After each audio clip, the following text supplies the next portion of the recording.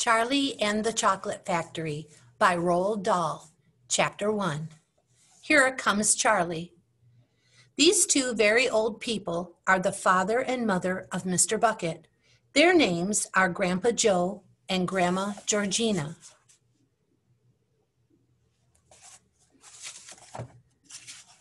And these two very old people are the father and mother of Mrs. Bucket. Their names are Grandpa George and Grandma Georgina. This is Mr. Bucket. This is Mrs. Bucket. Mr. and Mrs. Bucket have a small boy whose name is Charlie Bucket. This is Charlie. How do you do? And how do you do? And how do you do again? He is pleased to meet you. The whole of this family, the 6 grown-ups, count them, and little Charlie Bucket live together in a small wooden house on the edge of a great town.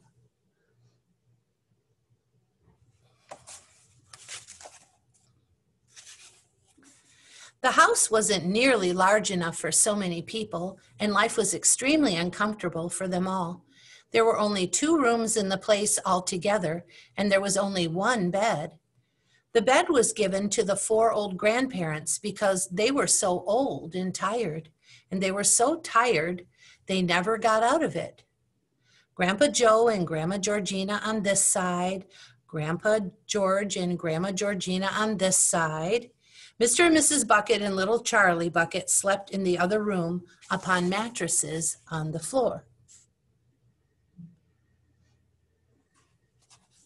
In the summertime, this wasn't too bad, but in the winter, freezing cold drafts blew across the floor all night long, and it was awful.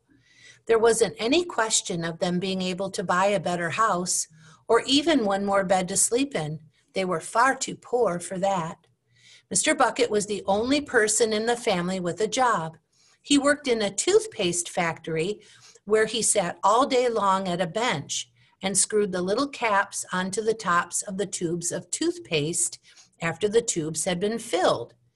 But a toothpaste cap screwer is never paid very much money, and poor Mr. Bucket, however hard he worked and however fast he screwed on the caps, was never able to make enough money to buy 1/2 of the things that so large a family needed.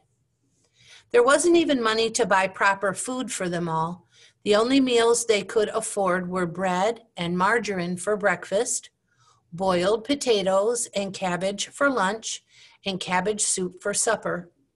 Sundays were a bit better. They all looked forward to Sundays because then, although they had exactly the same, everyone was allowed a second helping.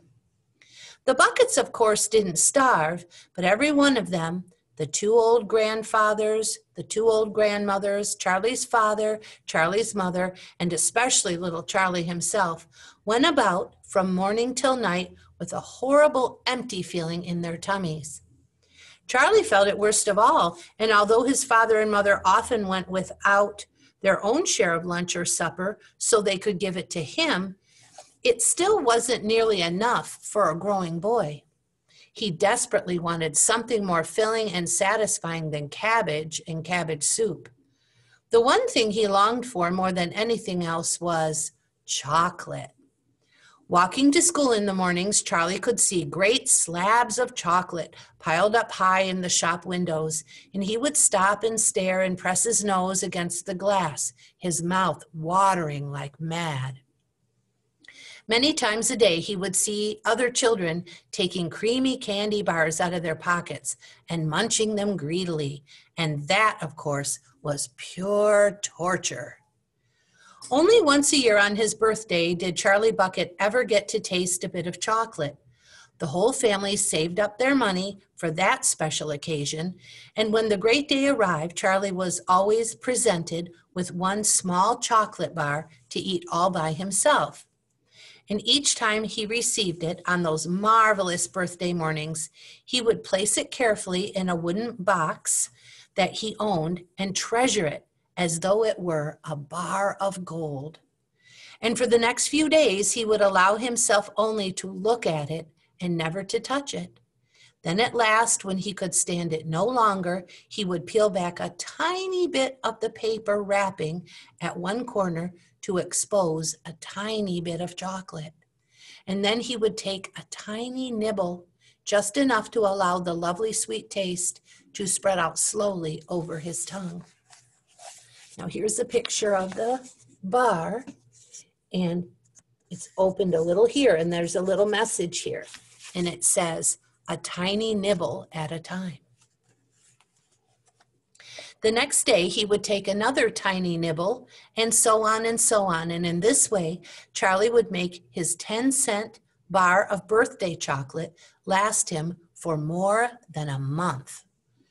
But I haven't yet told you about the one awful thing that tortured little Charlie, the lover of chocolate, more than anything else. This thing for him was far, far worse than seeing slabs of chocolate in the shop windows or watching other children munching creamy candy bars right in front of him. It was the most terrible, torturing thing you could imagine, and it was this. In the town itself, actually within sight of the house in which Charlie lived, there was an enormous chocolate factory. Just imagine that. And it wasn't simply an ordinary enormous chocolate factory either. It was the largest and most famous in the whole world. It was Wonka's factory, owned by a man called Mr. Willy Wonka, the greatest inventor and maker of chocolates that there has ever been. And what a tremendous, marvelous place it was. It had huge iron gates leading into it and a high wall surrounding it and smoke belching from its chimneys and strange whizzing sounds coming from deep inside. And outside the walls, for half a mile around in every direction, the air was scented with the heavy, rich smell of melting chocolate. Twice a day on his way to and from school, little Charlie Bucket had to walk right past the gates of the factory, and every time he went by, he would begin to walk very, very slowly, and he would hold his nose high in the air and take long, deep sniffs of the gorgeous chocolatey smell all around him. Oh, how he loved that smell. And oh, how he wished he could go inside the factory and see what it was like.